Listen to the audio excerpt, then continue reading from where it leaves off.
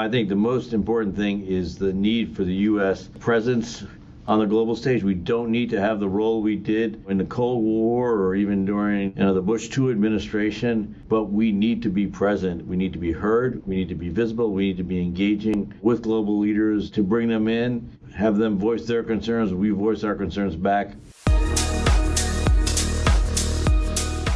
Welcome to the Civic Brief with Dr. Isaiah Ike Wilson III, where complex issues meet everyday lives. Now, let's begin. So, travelers, welcome to the Civic Brief and to this special global geopolitical walkabout and talkabout. Now, today we're going to try something a little different. We're going to somewhat step off the traditional geopolitical maps. We're not going to depart from them altogether, but we're going to step a little bit untraditionally off those traditional map lines and into what we'll call fault line confrontation zones of a compound and compounding world. From Beijing's bid to redraw the rules of multipolarity, to the reindustrializing democracies of what is increasingly becoming what we can call the compute crescent, to the civic and cultural trenches inside even our own republic, every system is now all the more, let's just call it interlocked and intersectional. Joining me for this walkabout and talkabout is Dr. Ken Weinstein, one of America's foremost thinkers on geopolitics, as well as on democratic statecraft. He is the Walter P. Stern Distinguished Fellow at the Hudson Institute, where he previously served as president and CEO. He's also a longtime advisor on transatlantic strategy, Japan-U.S. relations, and the defense of liberal democracy in an age of resurgent authoritarianism. A scholar of political philosophy by training and a practitioner of public diplomacy by experience, Ken has been a steady hand in helping policymakers translate values into viable strategy, from the Indo-Pacific to the Atlantic corridor and back again. Together, we're going to trace where power, legitimacy, and technology meet and collide, and how democratic states can still lead, hopefully can still lead, with clarity, competence, and character in an age when and where the lines between war and peace, domestic and foreign, have blurred, to say the least. So with all that, Dr. Weinstein, Ken, welcome to the Civic Brief. Wonderful to have you with us today. Delighted to be with you, Ike. Honored and looking forward to the conversation. Outstanding. What I thought we'd do, Ken, and we're going to try to think about this metaphorically. Consider us, I'm an old pilot back in the day, so we're going to start at about 60,000 feet, and we're going to go around the globe, and we're going to take a broad perspective, and then we'll come down in 3 steps at altitude-wise, if you will, and spend eventually some deep dive times in some of the more conflicted and compounding areas of the global map. None better than you, Ken, to take this flight with me. What I'd like to do first is, again, at that 60,000 foot altitude, turn the mic over to you. Maybe give us a little bit more texture on yourself, a little bit on the Hudson Institute. And I'd really like you to kind of frame us at that 60,000 foot altitude with a question that's frankly haunted me throughout the last 25 or so years of my own experience as a thinking doer on these topics. And here's the question. How has and how is the character of geopolitical, geoeconomic, and geosocietal competition, how is it changing? How has it changed? How is it changing? And to what consequence? And kind of in a Clint Eastwood kind of way, for good, for bad, and for ugly. What are the consequences of all that? I'll turn the mic over to you, Ken, and then we'll start our walk and talk about from there. Great. Okay. Thanks. Look, I'd say the following. First, let me say a few words about Hudson Institute. The Hudson Institute was founded in 1961 by Herman Kahn. Herman was a geostrategist, was a big thinker, someone who had this unbelievable ability to combine a kind of encyclopedic knowledge of history. He had a photographic memory, knew details of Roman history, early modern history. He really was a polymath. He was someone who was trained in both math and physics and in grand strategy. And he was someone who, as he he joined the Rand Corporation, quit graduate school at Caltech, and was originally going to head into the field of real estate development when his best friend from childhood, Sam Cohen, who is known as one of the fathers of the hydrogen bomb, said, Herman, you got to check out Rand. That you would feel so at home here. People are doing the kind of stuff that you yourself, you've done your entire life, which is, thinking big about pressing problems. And Herman spent a day at Rand, decided he wanted to join Rand, and he was there at Rand from the late 1940s until 1960 or so, at the time when Rand was really arguably the most influential American think tank, at a point when the Air Force air power really came to dominate American grand strategy, with the rise of both the Soviets and the Chinese as nuclear armed powers, and meeting the deterrence challenge that was required at the time. And Herman pioneered the use of scenarios for policy making, first on the nuclear side, and eventually he took the same sort of ideas on to the international economic side, because Herman had this belief that doing net assessment for a nation required understanding not simply the weapons that a nation had, not simply its strategic intent, but understanding both the direction of its demography as well as economic innovation. And Herman founded the Hudson Institute in 1961 to be an organization that would do work on both the defense and economic side using scenario planning. Herman's idea was, if you get the big picture right over the long term, the smaller picture will fall into place. And very early on, he did a study for the Pentagon looking at whether the United States would whether Japan would develop nuclear weapons or not. And the most important thing he did in that study was he realized Japan was growing at 8% a year economically, and that it was being compounded, and that over time Japan would become the world's second largest economy. And the study, he argued, sure, Japan could build a nuclear weapon relatively quickly if it needed to, if it chose to, but the most important thing that came out of the study was the focus on both the economics and innovation in Japan. And this was sort of no slight on the great Paul Kennedy, Ken, but correct if I'm wrong. This was, what you're explaining here, was at least a good 20 years prior to the fall of the great powers, like Paul Kennedy. Absolutely. 1962 is when Herman did this study. All of a sudden, Herman emerged in Japan, became a major figure, met with every prime minister until his death in 1983.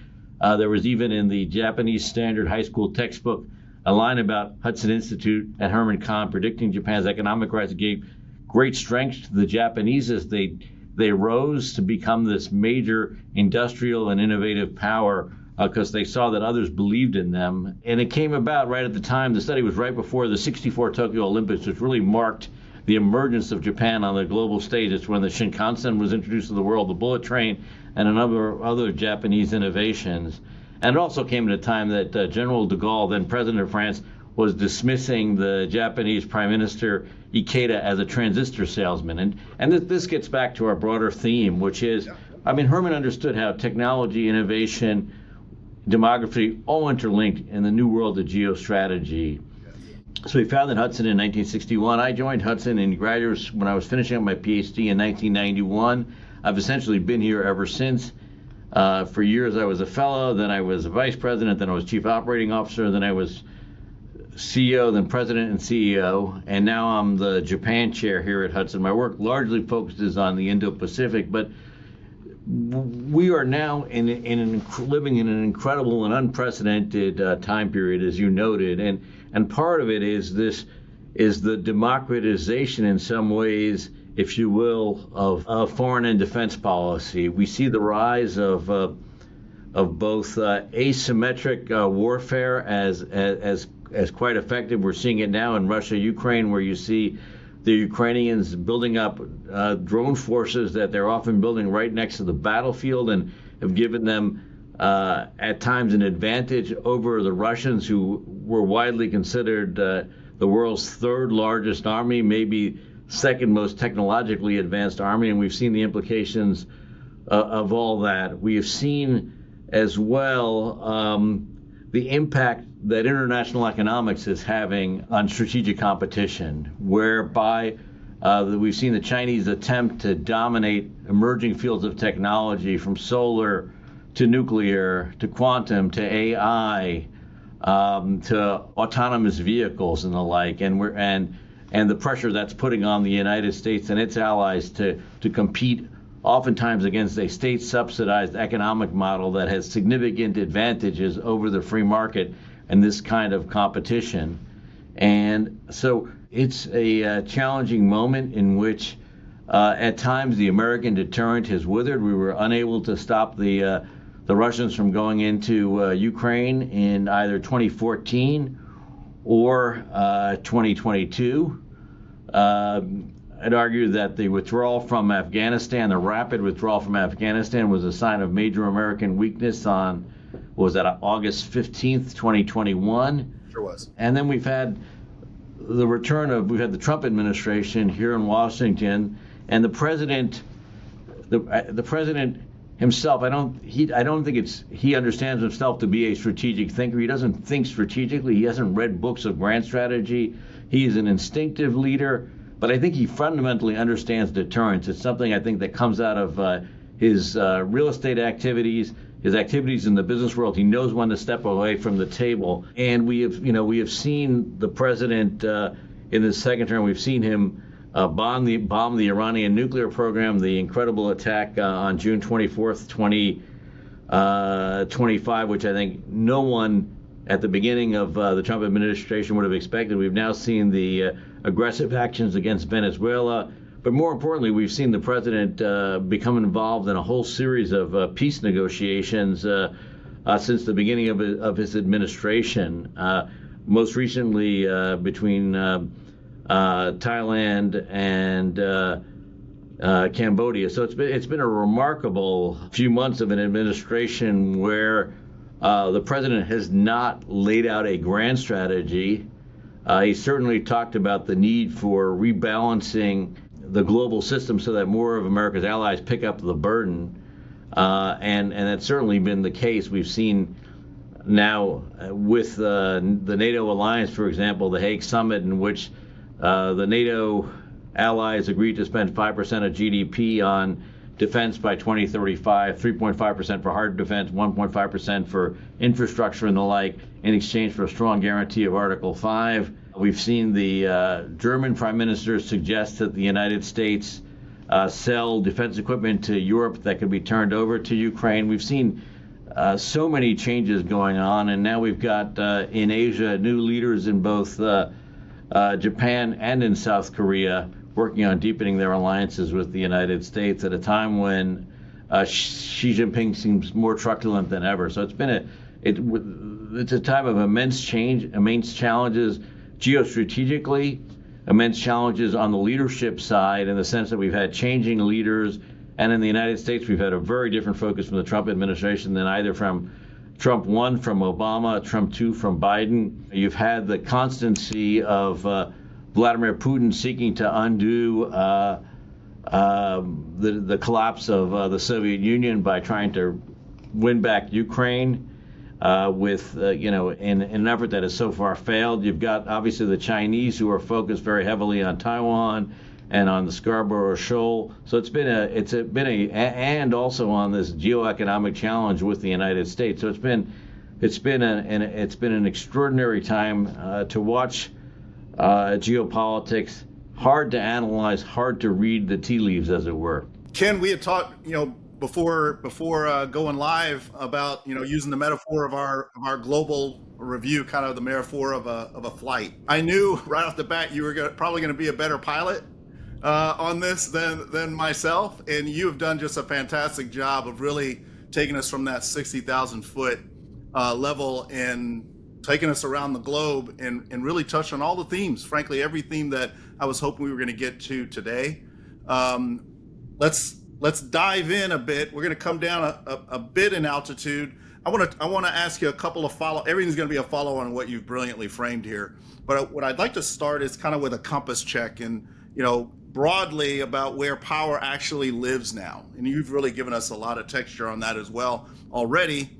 But maybe three quick questions on this just to kind of add some texture, and then we're going to go down some levels and get into the terrain a bit. This year, 2025, and looking forward, you talked a lot about force and power. I would say particularly in terms of our president and our foreign policy under the Trump 2 administration. What we talk a lot about, and I hope we can put some texture on it, strength through power, right? Strength through power, power through strength, and maybe unpack that a bit. Where in that respect do you think power really sits today? Have we seen a tectonic shift in the relationship between force and power? Are there different commanding heights, equities, and key nodes that perhaps maybe the previous traditional models of analyzing geopolitics, geoeconomics, societal affairs, geostrategy writ large, or maybe just not picking up on those indicators? Have the commanding heights changed at all?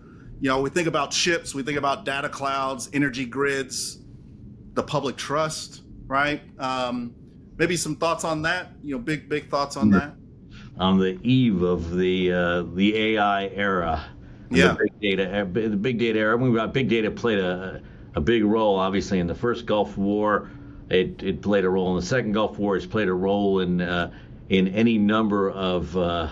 It's played a huge role in the Ukraine war, certainly, and in the Gaza war as well. But we're now sort of approaching kind of new commanding heights in this area where we see the growth in AI data centers around the world, the amount of investments that's going in, not just in the United States, not just in China, not just in Japan or the UK, but all across the globe. And this is one of these partly democratizing factors where I think over time, with the spread of small modular reactors, increasing reliance on LNG, that there'll be an ability to power up data centers around the globe in ways that we currently cannot imagine as we move into the next decade, where I think you will have nations increasingly having almost a 360 data awareness of what's going on in their own area.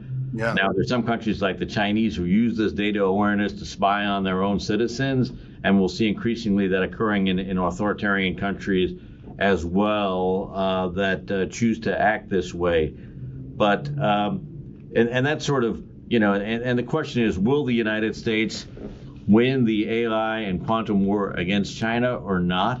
I tend to be more optimistic that I think our engineers are more creative, that they're used to operating in a freer environment, that they're able to incorporate more data in. But the Chinese are just killing us in terms of the number of university graduates that they are producing in engineering. We're producing lawyers, we're producing people who want to go into finance. We're not producing enough people in the hard sciences as of yet who can help us really to kind of lock this thing up. So that being that, it seems that the training queue, right? The human agency, the training and the education and training in data centers, in compute, the training and compute, those lines are queuing up, and it seems that, to your point, Xi's China is well ahead of us in that respect. By all indications, probably going to keep the lead. That's one of my main concerns. I think we still have a corner on the market on the commanding height of the centers themselves, the water and energy sources proximate to.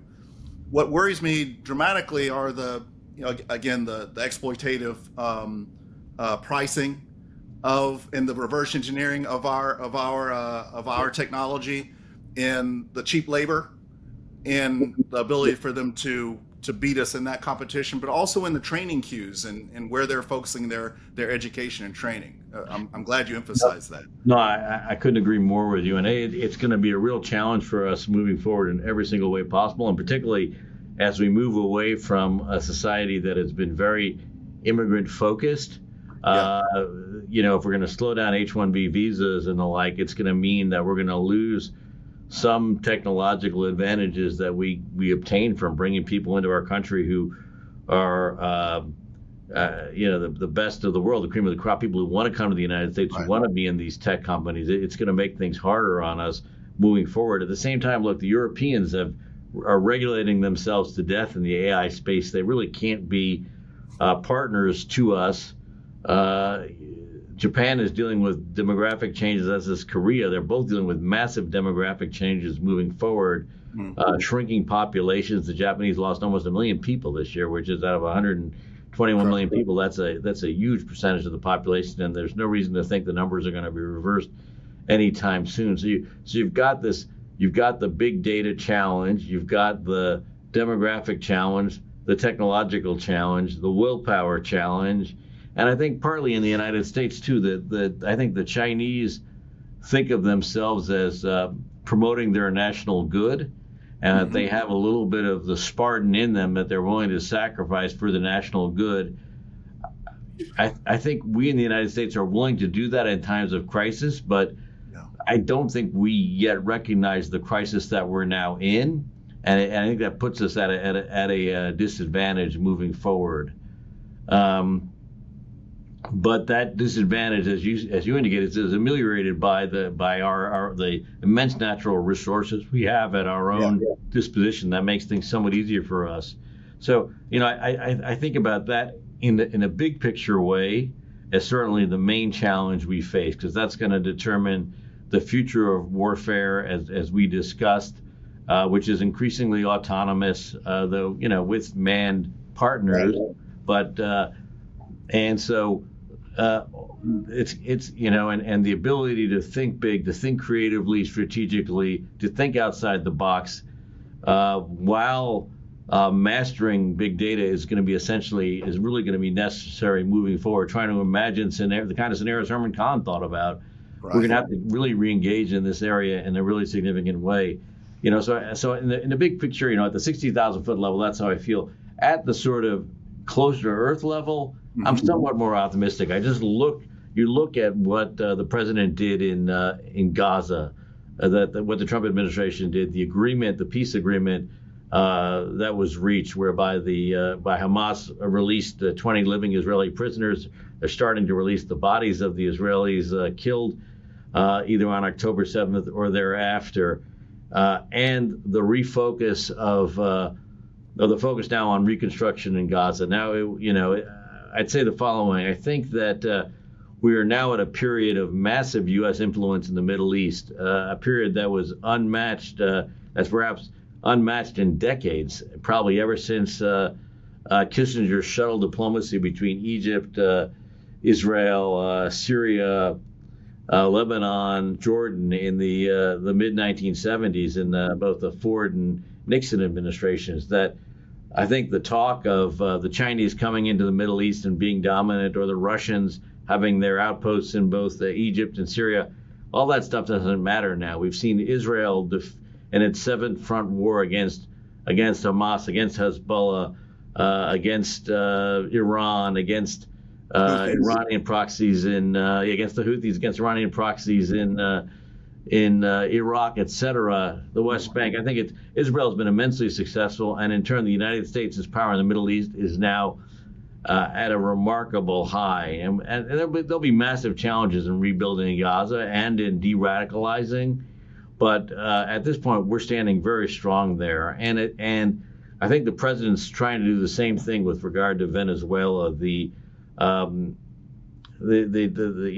strategy of trying to interdict these ships bringing drugs into the U.S., trying to essentially put pressure on the remnants of the Maduro regime. Yeah. This is both China and Russia's greatest ally in Latin America, and arguably Iran's closest ally as well. So there's, and if that succeeds, we will have done a great deal to not just to come back as the big power in the Middle East. And we're about to have the visit of Mohammed bin Salman to Washington, a major event, all sorts of speculation about the future of the Abraham Accords, and the possibility now looking at the situation in Latin America as well, which could be a really renewed American power there. We'll see. It could backfire, but we'll have to see in the coming weeks and months. That on top of, I think, a reinvigorated NATO alliance that, there was all sorts of speculation when President Trump came back to office that the NATO alliance was in severe difficulty, that Trump might even pull forces out of NATO or pull the U.S. out of NATO, which was just ridiculous hypothesizing. In the end, we saw the. Well, I don't know, Ken. I mean, he did make certain statements and signals that he did have that on the table. I think hindsight being better in 2020, I think we should give the president credit for not taking anything off the table, including walking away from an alliance that is proving insufficient as a strategic lever. I mean, I think credit where credit's due there. But he did make statements himself that we might withdraw. And I think that's part of Trump's MO. Donald Trump acts like a restrainer in world affairs. He acts like someone who doesn't want to be engaged internationally, so that forces others to step up and to meet their own duties. He did that with NATO. He did that with Ukraine. He offered a minimum of assistance to Ukraine in the first few months of the administration, up until the point he saw that the Europeans were willing really to arm the Ukrainians, and the Ukrainians were doing better than he expected militarily, and the tone on Ukraine shifted. And I think he's similarly doing the same thing in the Indo-Pacific, where he has been critical of the Taiwanese. He will never say what President Biden said 4 times, that we're obligated to defend Taiwan by a treaty in case of a Chinese attack. And Trump does that, I think, intentionally, because he wants the Taiwanese to understand they have to step up, that their own security is their affair. Primarily, we will be there to help them, but they've got to take care of themselves. And I think Trump is sort of rebalancing global alliances this way. But the noise, as it were, and the distraction that goes along with those who try to interpret the president, and sometimes what the president says, certainly makes the challenge of grand strategy very complicated for both America's allies and even for some observers of the president himself, who I don't think they fully understand what the president is trying to do. And so they will take some of these. President Trump tends to think out loud when he's doing strategy and doing policy, which is very different than our past presidents, who often made very cautious remarks before saying anything. Whereas the president's willing to just throw ideas on the table, whether it be Mara Gaza, whether it be, the Japanese and the South Koreans should develop nuclear weapons, as he suggested in the campaign in 2016. And so I think you've got to understand this is how the president thinks. This is his MO, and you've got to learn to roll with it. There are 3 things that come out of this phenomenal articulation. We're off path, off glide slope now, to stick with the flying metaphor, Ken, as I hope we would be. We talked about no plan, surviving first contact. So we're going to kind of dive into some of the areas you've put us. 3 things come to mind. Is to your last point here, to your latest point, is there a creativity? Are you saying there's a creativity to the destruction, in terms of a creative destruction kind of approach to a Trump? Let's call it a grand strategy, if you will. Grand strategy doesn't have to be something that is Bismarckian, laid out in script and verse on a document. It can just be the way you actually conduct business and the logic behind it. Is there a I think I'm hearing you say there is a creativity that we really don't understand quite enough behind the creative destruction of foreign policy under this administration. Oh no, I think there really is. I think the president views himself as an outsider. The president is someone who and he did this in the real estate business. His view is, and he said this in a commencement address he gave in 2017, he views himself as an outsider. It's only outsiders who have perspective. Insiders who are within the system don't have perspective because they're busy focused on the system, on its rules, on what's going on. They don't step back and see that the system is so dysfunctional. I think, and just as he entered the world of Manhattan real estate and saw there was this place for ultra high-end real estate around Trump Tower, I think he views and sees himself as a transformative figure. He views himself as a transformative figure in international affairs, that the United States has been way too focused on pleasing our allies and partners. We've been way too altruistic in foreign and defense policy, subsidizing our allies, whether it be on trade, whether it be on defense policy. And instead, his view is first to demand reciprocity of our allies and partners, and then to bring greater focus to what the real strategic challenges are. And the president, because he's not a strategist, he wouldn't articulate things in that manner, just as he would never say, I act like a restrainer because I want to get others to step up. But I think this is kind of his view of the NATO alliance was dysfunctional. It was the United States subsidizing the national security. It was American taxpayers subsidizing the national security of Europeans who in turn chose to spend their own money on the social welfare state rather than on national security. And now he's trying to bring them back to focus on national security. And I think the same in the Indo-Pacific. He wants the Japanese, the South Koreans, the Philippines. He wants Taiwan, and increasingly Indonesia, really to focus on their hard security needs, and to be prepared for the potential of a China contingency. But he understands the United States is going to have to be there for these nations to succeed in meeting this challenge, but those nations have to be there first for themselves.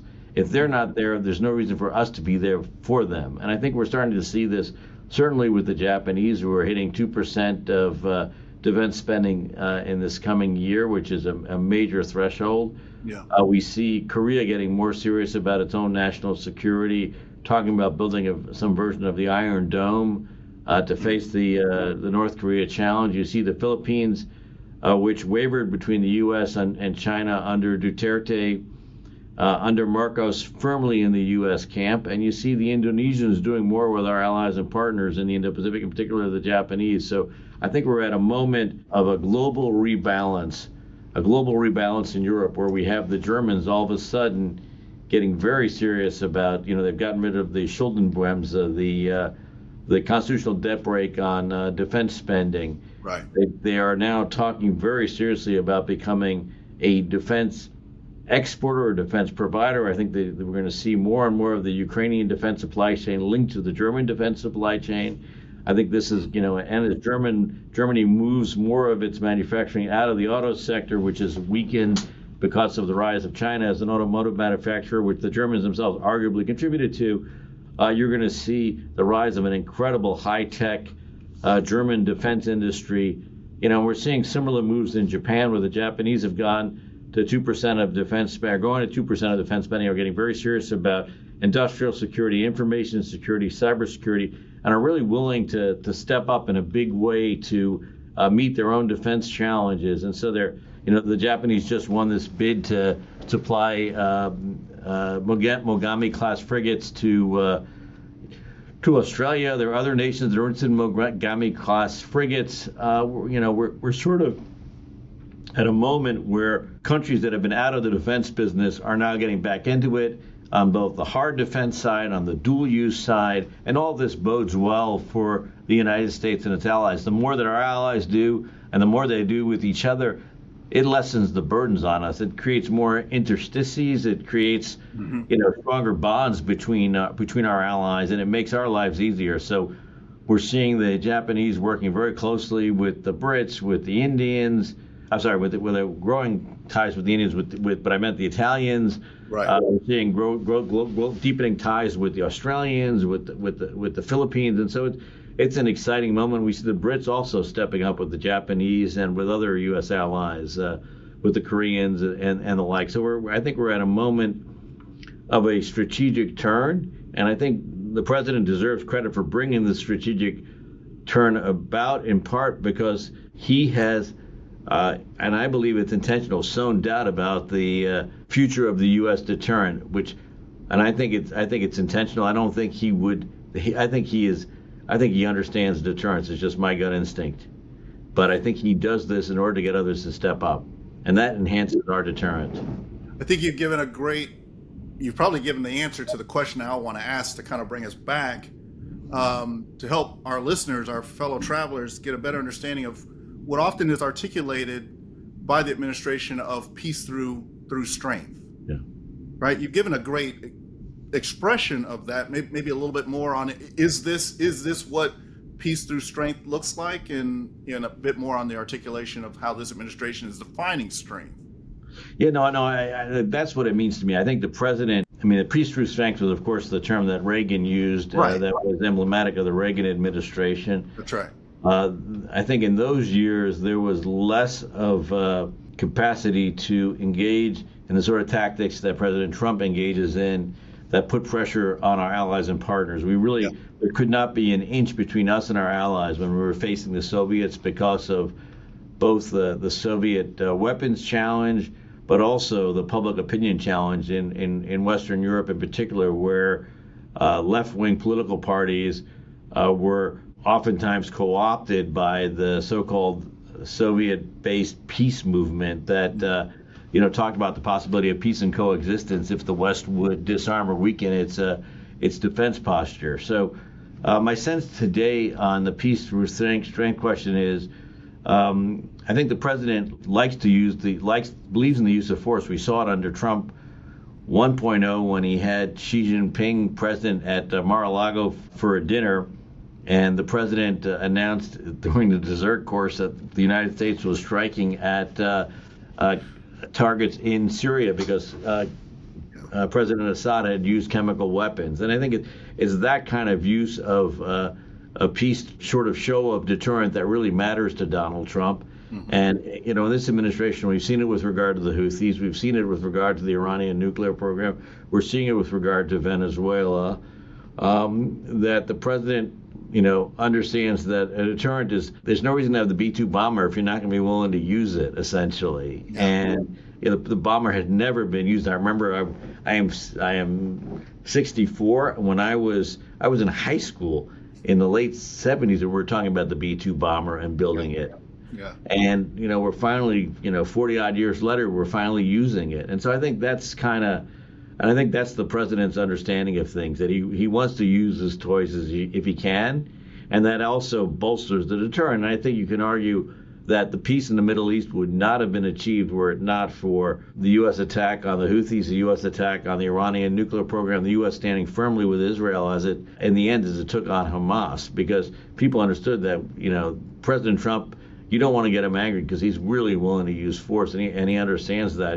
But to him, force is not the first resort. It's a kind of last resort in some ways, and we're now seeing him threaten to use force to stop the attacks on Christians in Nigeria. I doubt he'll actually get to the point where he'll want to use force in this case, but I think he's trying to send a signal to say, I will use force, so back off. And I think that's his understanding of peace through strength, which is Clausewitz's famous hypothesis of looking at national power plus willingness to use that power really determines the power of a nation. And Trump is far more willing to use power than either President Biden was, President Obama was, and more willing to use power, I think, than Bush was, for less than altruistic reasons. Bush was willing to go to Iraq because he thought he was building democracy in Iraq in addition to getting rid of programs of weapons of mass destruction. I think Trump is more willing to go to war to pursue national interest. Interesting. You've articulated, I think, something that we've lost in terms of our lost understanding of deterrence theory to practice, and that is, the interrelationship between deterrence through punishment and denial, but also the importance of having a credible threat, a credible compellence threat. Yeah. That is the undercarriage. And I think you've given a great articulation, a very sound, logical articulation of the use of force, not to just play with the toys, if you will, yeah, but as a logical, rational building of a baseline of credible, compellant force, so that you can do the T.R. Roosevelt thing, walk softly, not just carry a big stick and be able to walk softly because you carry a big stick, but every once in a while people know that you have the rational will to actually lay the stick down on cause. Oh, absolutely. Yeah. And Trump's issue is he doesn't like to walk softly. I mean, right. Let's face it. And so, but when he does, like when he decided to bomb the Iranian nuclear program, and then he said he'd make up his mind in the next 2 weeks. I mean, my gut instinct was he was going to bomb them because we were heading into the NATO summit. We had already seen the G7 summit. The president left early. And for all these world leaders, the G7 summit is like the Super Bowl, the World Cup, the World Series, the NBA championship, the heavyweight championship, wrapped into one. The president's like, okay, guys, I got to go now. I got a more important problem. And I don't think he wanted his big achievement at the NATO summit to be overshadowed. So yeah, it's funny because I think it's a mix of this sort of, it definitely, when the stick needs to be used, it needs to be used, certainly. But then he's also obsessed with making peace, which, seems somewhat paradoxical. in some ways. What do you think his and the administration's vision and articulation of the peace to be made looks like? And is it different? Is there anything unique about it under a Trump America First moment versus the moments of the past, even the most recent past? Now, I do look first. I mean, the president, as like any political leader, he is managing a broad coalition, and the broad coalition runs from people who are restrainers who really feel the United States has nothing to do with Ukraine, shouldn't be engaged in getting rid of the Iranian nuclear program, shouldn't be engaged in trying to bring peace between Israel and the Palestinians, and people who really are kind of the old come home America crowd that we had seen, in the 1972 campaign against Richard Nixon. But then you have a much, and I don't think that crowd is that large politically, but I think they're more influential in the administration than they are nationally. Then there is a broader set of people who are, Jacksonian Democrats, as my Hudson Institute colleague Walter Russell Mead talks about. These are people who believe, they don't want the U.S. to be engaged internationally, but when something happens that angers us so much we have to respond, then we act quickly, we act with immense strength. Right. And I think that's probably where most of President Trump's base is, which, firmly supported his attack on the Iranian nuclear program. I suspect they will support his actions in Venezuela and the like. But the peacekeeping, it depends on some of the peacekeeping to me is less strategic. Some of it is more strategic. So that, for example, Cambodia, Thailand. Okay, that was signing that peace agreement at the ASEAN summit was an important moment because it showed the president valued ASEAN. There were some doubts about the president's commitments to Southeast Asia. Right. There were some views that there are some arguments that his views on trade had really alienated the region, and the fact that he went to the ASEAN summit, which Joe Biden had missed, which Trump had missed in the first term. I think Obama as well hadn't gone to all the ASEAN summits. It was important for him to be there because it showed the region that he really does care. But I don't view that peace treaty as necessarily a strategic one. I'd argue that between Gaza and Israel, that's a strategic peace treaty because that will pave the way towards broader U.S. influence in the region. Sure. Will relieve Israel, which is one of America's most important allies, of the burden of fighting this war that for 2 years has raged at its borders, and it also allows the president to return to his dream, which is focusing on the Abraham Accords, expanding the Abraham Accords beyond the UAE, Morocco, and Bahrain to potentially Saudi Arabia and even Qatar. So that's more of a strategic focus. I look at Ukraine. That's the other area where the president talked about peacekeeping. My sense on President Trump there is, when he looks at situations on the battlefield, at the end of the day, he sort of determines, which wars are winnable, which wars aren't, where we should be engaged, where we shouldn't be engaged. And on Ukraine, he has gone back and forth. He didn't think the Ukrainians had a path to victory. Then he thought they did. Then he thought they didn't.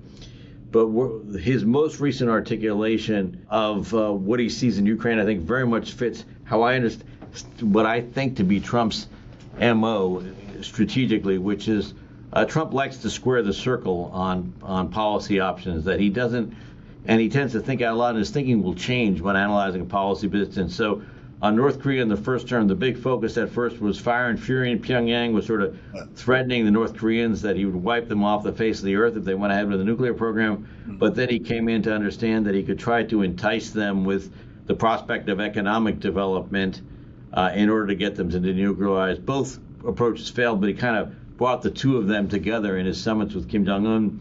With regard to Iran, it was maximum pressure in the first term, but the idea was a new trade deal that would a new deal with Iran that would get rid of the nuclear program, the missile program, the regional activities and the like. That failed. And on China, he had this notion of maximum tariffs, but a new trade deal that would get rid of intellectual property theft, which you saw as the engine of China 2025. Right. In this term, where is he squaring the circle? I look at Ukraine, and to me that's a prime example. His most recent formulation on Ukraine has been telling the Ukrainians, you're going to have to give up territory, but in return you're going to get security guarantees of the kind that you never imagined you would get. Yeah. Now, these security guarantees would be primarily offered by our European allies. Right. We'd have some role in them. And to me, that is a strategic peacemaking initiative. The notion would be that we would empower our European allies to help secure the peace on the ground, understanding that Russia could not be utterly defeated at this stage, but any peace agreement would not leave Putin happy. Putin would not emerge victorious. He's barely gained any territory. Correct. In the last few years, and he's done so at a massive cost of lives in his own country. So, that's where I see things going there. To your point on the tactical, if even that, gains in terms of terrain, territory, but the strategic, if not grand strategic, gains on time. Yeah. On Putin Russia's standpoint, how do you judge this situation going forward with Putin's Russia, Putin himself still owning the clock on time, so it seems? Well, I think Putin's bet is that we in the West are going to turn our attention away. We've seen this before, where all of a sudden we get focused on, it's a strategic distraction. We get focused on Iraq, we get focused on Afghanistan, we get focused on X, Y, or Z. And that's sort of Putin's belief, is that we in the West are eventually going to get bored with this war, and that he will be able to kind of fight a war of attrition that will allow him to win.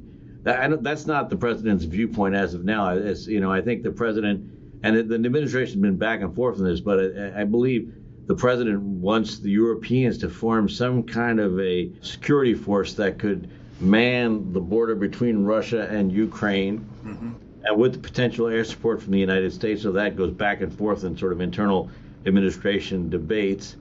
And the idea would be that the peace would be secured primarily by the Europeans with assistance from the United States, and that this would block Putin in, and that he would not be able to fight the kind of war of attrition that he wants to fight, which will allow him one day to accumulate victories while we're not paying attention. That's not where the president is, and I think the president doesn't want to look like a fool in these kinds of negotiations. So I think we'll have to see where things end up. I mean, I don't think we're particularly close to a European security force being yet in place.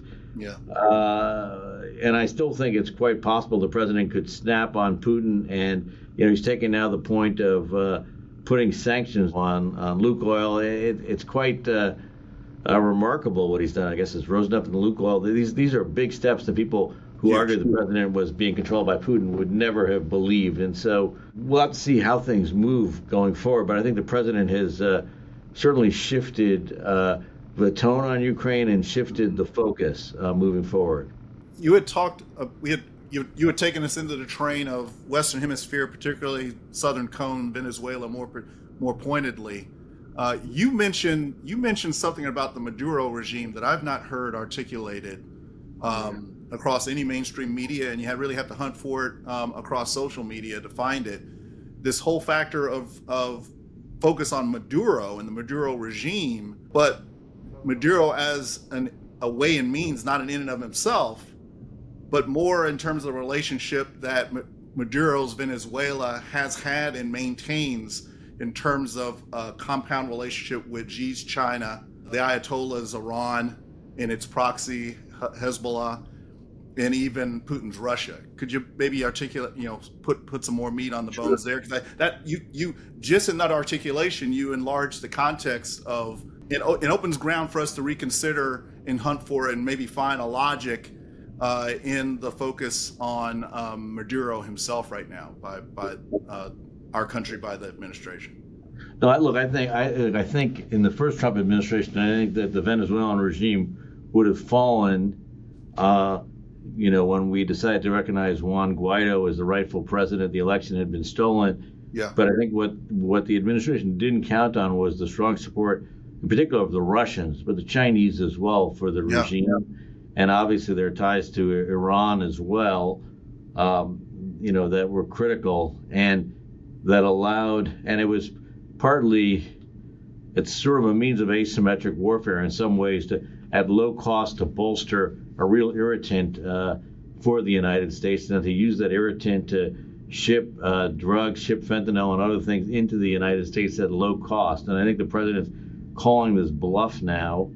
And my gut instinct says the president wants Maduro gone, that he's not seeking a kind of regime change whereby there would be any kind of occupation forces or any troops on the ground in Venezuela, but he wants to put enough pressure on the Maduro regime and on Maduro's allies and partners to realize they're better off sending him packing, sending him to Cuba, sending him to Russia, have him live down the block from Hafez al-Assad or something in some luxury compound with all the money that he's stolen, and that will strengthen America's hand in Latin America, will strengthen our fight against illegal drugs, certainly. And I think that there's a way in which our adversaries, the Chinese, obviously are a major source of fentanyl into the United States. It's one of the reasons why the president chose the tariff policy he did as a means to sort of put massive pressure on China to get it to stop stop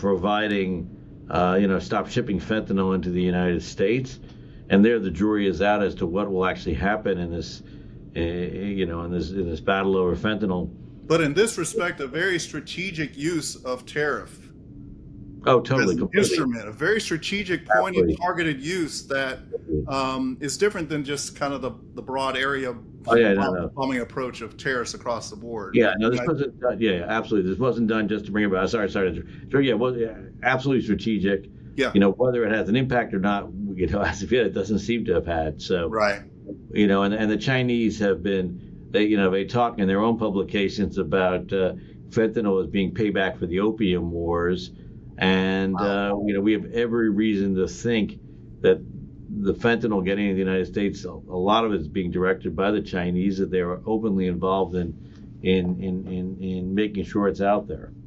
Do you think the president and the administration would be better served at home here, public communication wise, if they enlarge the context of this focus on the Maduro regime, making the case of the connections, not just the acute connections, but a chronic connection with Xi's China and Putin's Russia and the Iranians? Yeah, no, I think they would. I think there's a skepticism to engage in these kind of communications. I think there's a sense that ever since the Iraq War and the talk of the axis of evil, there's just a skepticism about talking in these big strategic ways that I think filters through the president, and so they tend to be less strategic in their communications. They don't find it especially a credible way to communicate. I would agree that to me, this is one of the things that seems to create such a say-do gap in a Sure. a lack of an appreciation of the American polity. It seems like on this point alone is where we lose the grandness of the strategy. Sense of a grandness of the strategy, right? To our own public, and there lies legitimacy, right? Trust and legitimacy. Thoughts on that? I agree. Look, the president's done an awful lot to democratize foreign policy, that he is the one who said that foreign policy needed to focus on the interest of average Americans, that people like you and me sit across the table from people from our allies and partners, and we're willing to make them happy, forgetting about the needs of average Americans who are paying the tab for all these things. And in this sense, by focusing on the interest of average Americans and what our foreign policy was doing, what our trade policy was doing, he really helped democratize foreign policy in some ways. But in this area, it'd be good to communicate more openly about what we're trying to achieve. Agreed. Yeah. Okay, great. I do want to ask one more question and maybe a quick lightning round. Sure. The question I want to ask is, it really lives within the Western Hemisphere and the Venezuela problem set. More broadly, frankly, this whole approach to narco-terrorism and the strikes against the alleged drug boats. Really as a microcosm of everything we've kind of talked about today, particularly in the larger policy frame of an America First, Trump 3.0 in terms of America First policy. This will be the third iteration of America First foreign policy for the United States.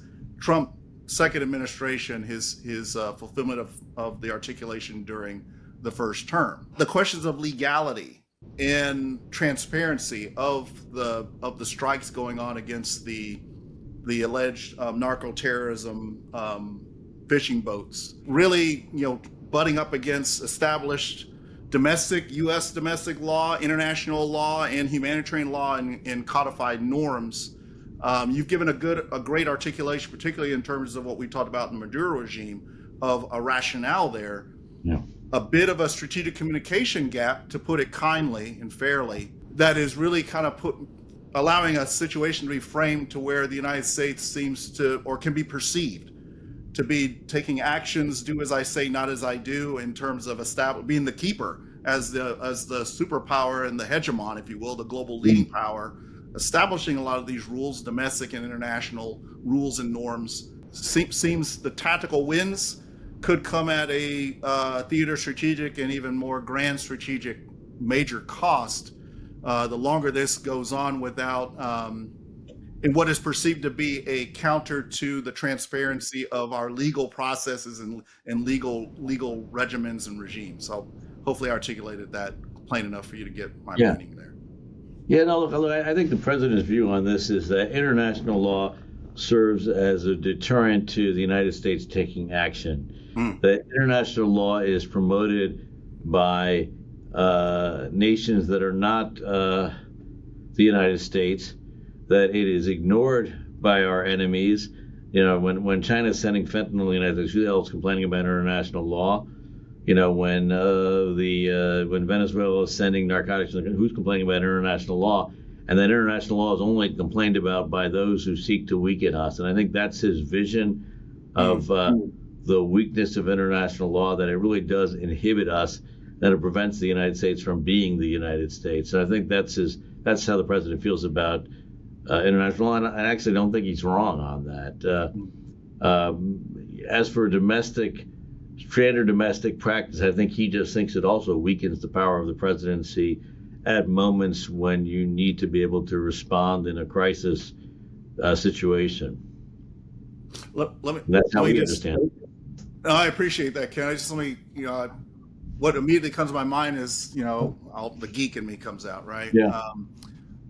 John Adams' admonition to us a long time ago of, we intended a country not of men but of laws, right? And it's wonderful when we can marry a coincidence, an effective marriage between the law and the actions of men, and in this case the commander in chief, the chief executive.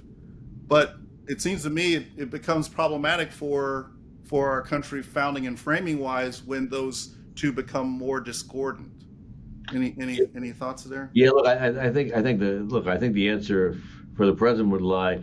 He does not believe that international law at first has the same status as domestic American law to begin with. I think that's a standard position that most Republican administrations, every Republican administration has argued. Fair. I would even say, centrist, Democratic world. Absolutely. I agree on that point. Yeah. Then the question becomes, on the constitutionality of some of these actions. I think it has to go to the Supreme Court. I am not a constitutional scholar. It is obviously, I think and where the War Powers Act needs to be invoked or not, I don't have a good sense of it. I'm not someone. I have not looked at that question in decades. It's something that comes up in every administration, whether it be on the Obama, drone campaign. Drone use, absolutely. So it's something that, my instinct is that the situation in Venezuela is not an action of war in quite the same way. It is. I view it more as a police action. In my mind, that doesn't. But I could be understating its magnitude. I don't view it. It's not as I don't view it as some massive deployment of U.S. troops. I view it as very targeted. But I'm willing to be convinced otherwise. No, that's kind of where I land as well. I mean, you called it what I think it is as well, more of a major policing action. But we have policing rules. Yeah. Not lethal strike. And the lack of just the opaqueness, right? I don't want to put this completely on for cause on the administration. The opaqueness, the complexity and the opaqueness of the situation in and of itself, the natural opaqueness of it, which makes it very difficult to determine friendly foe. Yeah. right? And to adjudicate that, and then the point on the courts, absolutely, no doubt that the law has a restraining factor in enabling, but a restraining factor on use of force. It's that Madisonian, check on power, fail-safe, regardless of whether it's a blue administration or a red administration. And every president and every office of the presidency has pushed back against that restraining factor. Just with the opaqueness of it, it seems like our nation's kind of lost in the gray space on this right now, on what is legal and right, and what is as a war action versus a police action. We're kind of lost in that trade space, and there lies our sense of self identity of what kind of nation we are. Mm-hmm. Is this about killing for cause, or is this about a just war type of justification for the actions we're taking and everything that lies in between? We're not going to get to any answers on this one, but at least for our listeners, our fellow travelers, I wanted to at least articulate. I'm glad we found one spot, Ken, in our global flyover, where we don't have as many, between the two of us, we don't have as many answers, if any on this. We can see the need, we can see the logic behind pushing against the restraining factor. I think subconsciously we as a nation are actually not articulating, but I think our sense is there a goodness in sometimes having a restraint through law, and in the realities of the business lag of legal adjudications, right? The court, this will eventually reach our courts, our Supreme Court. They will adjudicate on it in terms of its justness and legality. But we know that it's just like in economics, there'll be a business lag to that, and it'll come after the fact of our doing. And then we've got to reconcile with the good, bad, and ugly of actions taken, and whether or not they had a tactical, even a strategic, tangible, material, positive return, but at what cost to the soul of America. I think that's just, I think regardless of where people stand on the ideological spectrum, at least what you and I have done and just this back and forth on this subject kind of frame the complexity a little bit, so that people at least can feel a little bit more comfortable in the ambiguity. No, I think everybody is dealing with this at a strategic level, at a tactical level, trying to make sense of things. Absolutely. Exactly. Real quick lightning round. I want to ask you pointed things. This may be it's gonna be a fun question, but may not be completely fair, Ken. I hate to put you on the spot, but I'm going to do it anyway. Thinking about indicators, not what I'll call not adjectives, real measurable indicators. Ken, leave us with one concrete indicator, something measurable that you'll be watching for in the next quarter as we go forward with Ukraine. What's a measurable indicator there? Oh, I think the measurable indicator is how much U.S. weaponry is the president willing to provide the Ukrainians via the Europeans. Yes. And particularly the long-range strike equipment. If he really is willing to go much more seriously into long-range strike equipment, I think it's a recognition that Ukraine could actually win this thing, or that we're with the Ukrainians for the long run, and that's clear. Period. I'm gonna add on to you. You don't have to accept my add-on, but what I'm very interested in, frankly, a little excited about, is this width and through the Europeans approach, this indirect method. The ability for that to also help us solve our Western defense industrial base puzzle and problem, because we'll actually be able to small d democratize and diversify the arsenal of democracies, plural, not singular, through this kind of method and approach, which I think is what would reinforce our U.S. and Western-wide commanding height in terms of defense industrial production capacity. So very excited there. Absolutely. How about Israel-Gaza? One concrete indicator to give us hope going forward. The 20-point plan. To me, the key thing is what role Hamas is going to have moving forward. Are they, there's going to clearly be right now two enclaves in Gaza, one that is closer to geographically to Israel, that is going to be free of Hamas in terms of the government. And the question becomes just how big is that second enclave, and just how big is Hamas's role there. If Hamas can be really defeated as a fighting force, I think it bodes much better for the future of Gaza, the future of of the Palestinian Authority as well. And so that's, to me, the big question right now. And I guess the second big question is sort of what role the UAE and the Saudis play in de-radicalizing in that first enclave closer to Israel. If they have both succeeded at de-radicalizing their own nations to a degree that one would never have expected, particularly in the case of the Saudis, from the moment of 9/11 on, building sports stadiums, building golf courses, movie theaters, women driving. And the question is, can the same be achieved in Gaza? Those are, I guess, the two. So I gave you two answers. Sorry. That's great. I'm going to give you a question. I may have the history a bit wrong here, but wasn't it around 1982, Lebanon, when the solution that we ended up crafting with the international community to deal with ridding the problem set, the civil war, the compound civil war of Arafat and the PLO fighters? Yeah. I think there were 3,000 to 5,000 fighters left. Was some type of exodus plan and a safe haven exile for... We brought them to Libya, and then we let them back in during the Oslo process, which was just absolutely stupid. Do you see any similar, most similar case play here in this scenario? No, not at all. I think the lesson learned from that experience is do not let these people, do not take Hamas people, let them go somewhere and then bring them back. I think Israel is applying the Munich rule, which is anybody involved in the 72 Munich massacre will pay the price. Unfortunately, some people who were not involved in were killed by accident. But I think that's what's going to happen here. How about the real tough one, Taiwan, South China Sea? Look, in the next quarter, what I'm looking for is U.S.-Japan engagement with regard to Taiwan. I think Prime Minister Takaichi has emerged as a strong U.S. ally, as a strong voice on Taiwan and on China in the Indo-Pacific.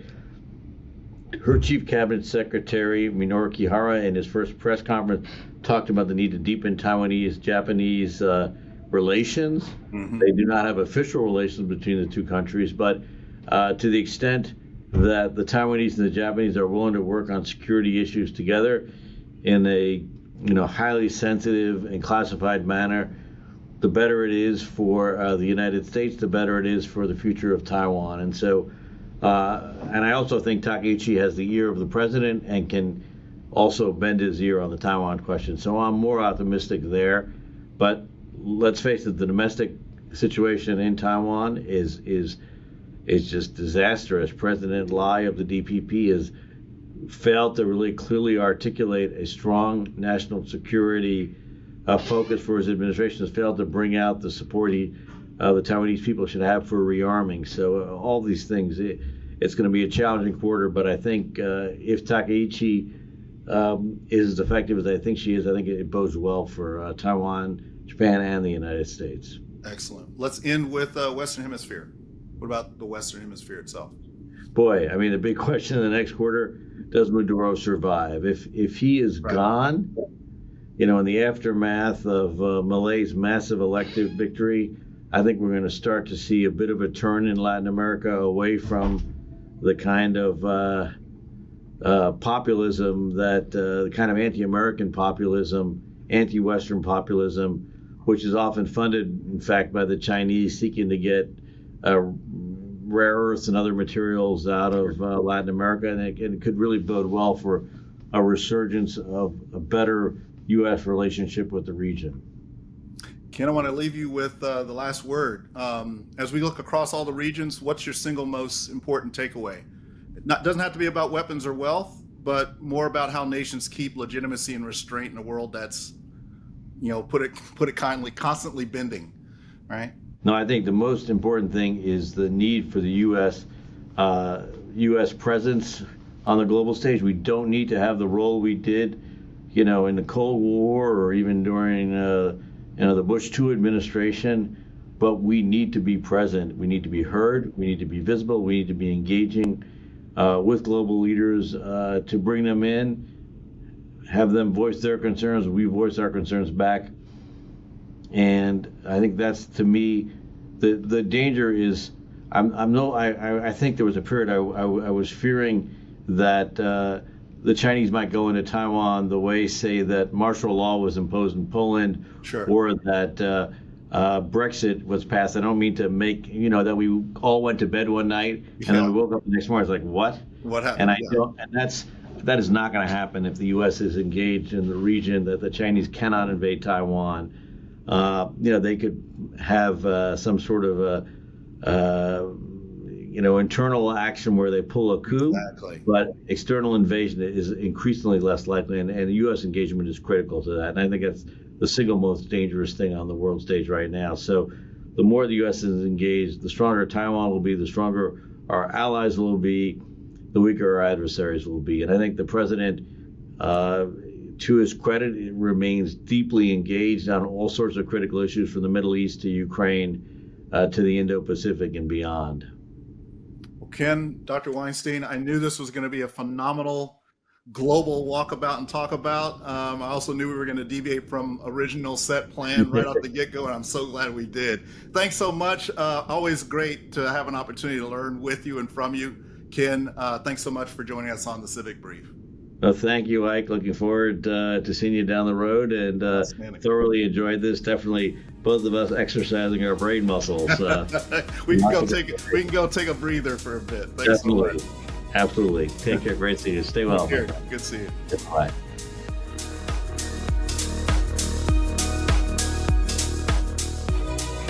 Thanks for tuning into the Civic Brief. Got questions, insights, or ideas? Join us at thecivicbrief.com to continue the dialogue. Subscribe, share, and be part of shaping the future, one brief at a time.